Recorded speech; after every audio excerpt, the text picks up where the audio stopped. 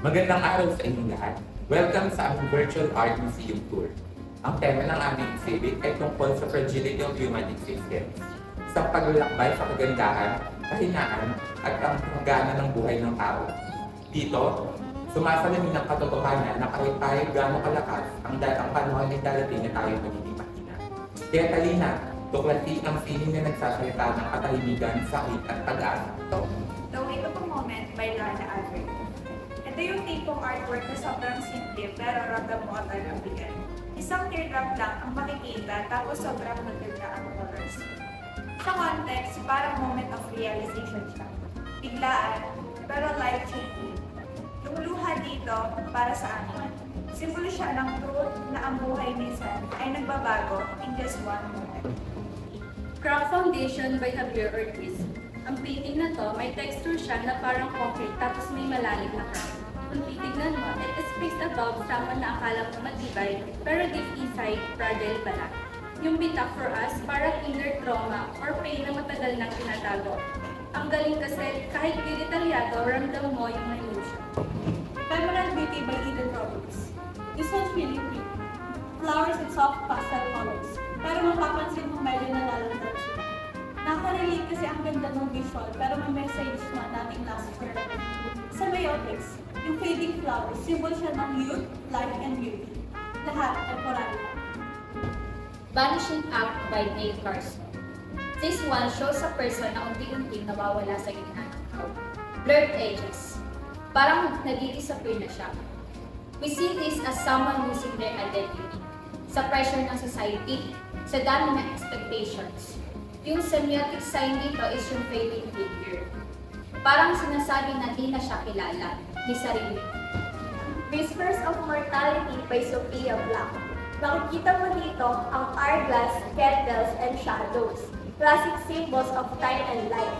Context-wise, para siyang reminder na everything ends eventually. Yung kandila habang nauupos, parang tayo rin slowly burning out. It's a powerful reminder of mortality. Fleeting Echoes by Tyler Grant. Soft strokes, echo-like waves, parang memory na pa-fade na. Yung vibe niya sobrang nostalgic. It made us think about people or moments we used to know. Na unti-unti nang nawawala sa isip natin. Kasi Semiotics, the echo waves symbolize voices or presence na dating kasama natin, pero ngayon, nasa isip na lang natin. The Fragility of Glass by Raul Hernandez. Grabe itong artwork na ito. The shattered glass, sobrang detailed. Tapos, para may reflection pa. It shows how facility is great. Contextually, it's about a person who seems good. Pero ang hindi yung basag na glass,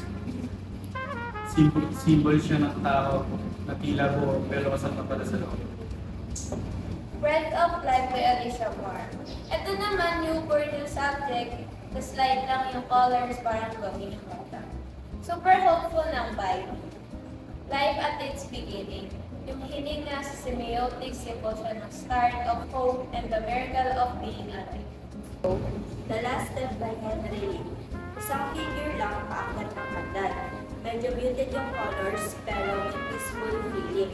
We think this is about life's final chapter. Sa context, parang pagtanggap sa dulo. Yung hagdan ay journey ng buhay. And the last step is about finding peace sa end. It made us think about mental health in silence na hindi peaceful at mabigat. Sa context, parang it represents someone battling silently. At ang silence dito ay symbol ng suppressed emotion. Sa lahat ng art na nakita natin, naipakita kung gaano mahalaga pero kahina-hina rin sa buhay ng tao. Sa pamamagitan ng formalism, nakita natin ang galing ng visual expression. Conceptually, naiintindihan din natin ang kwento sa likod. At sa symbiotics, nabasa natin ang mga simbolo na hindi agad nakikita. Ang fragility of human life ay hindi weakness, hindi pangalanan. Paalala na kailangan natin alagaan ang isa't isa at ang mga sarili natin. Kasi kahit gano'n tayo kalakas, tao pa rin tayo. Lahat tayo ay may binibigyan. Thanks for joining us sa virtual museum tour na to. Sana naliwanagan kayo at inspire na alagaan ang buhay. Hindi lang physically, kundi pati na rin emotionally at mentally. See you and thank you. Goodbye. Ay, mali ako. Ulit-ulit. I'll see you again always.